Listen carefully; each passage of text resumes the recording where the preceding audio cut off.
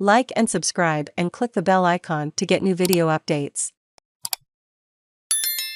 Tamil asylum seeker family prepared to return to Biloela, but their immigration battle is far from over. The Tamil asylum seeker family removed from Biloela in 2018 are set to return to the central Queensland town within weeks, allowing their 5-year-old daughter to celebrate her first birthday outside of detention. Nades, Priya and their daughters, Kopika and Tharunicaa, are expected to arrive back in their adopted hometown by early June, according to supporters who have campaigned for their return for more than 4 years. Friend and advocate, Ms Fredericks, said the Nadesalingam family, also known as the Murugappans, have already begun packing, but certain legalities needed to be finalised before they could leave Perth, where they've been living in community detention since June 2021. They now have permission that they can actually pack their bags and they can book those flights and be on their way, Ms Fredericks said. The family were removed from Biloela by Australian Border Force, ABF, officers in March 2018 and have been held in detention, including on Christmas Island, for the 4 years since. This is the first time in 4 years that Priya and Nades get to decide their travel arrangements, the first time they get to choose when they get to move, Ms Fredericks said. Ms Fredericks said the flexibility allowed the girls to say goodbye to their school friends in Perth and for Priya and Nades to finish their jobs.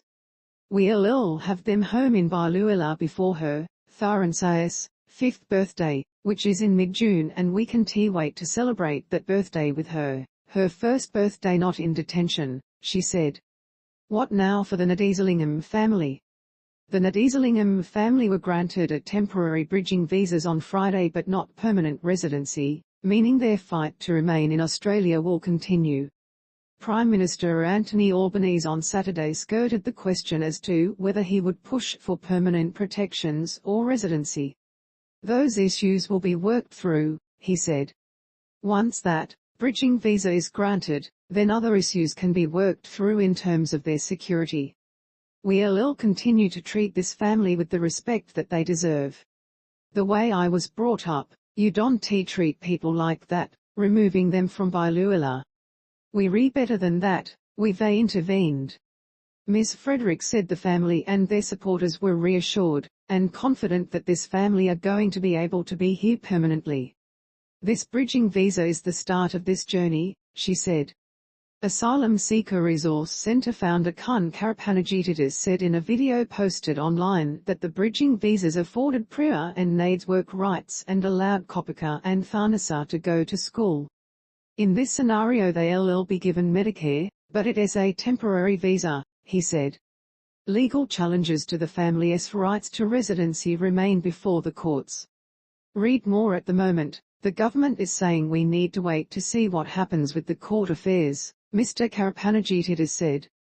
He said the government could intervene and grant the family permanent visas at any time, which the Minister for Home Affairs or the Minister for Immigration has the unfettered power, as we said under the Morrison government, to do.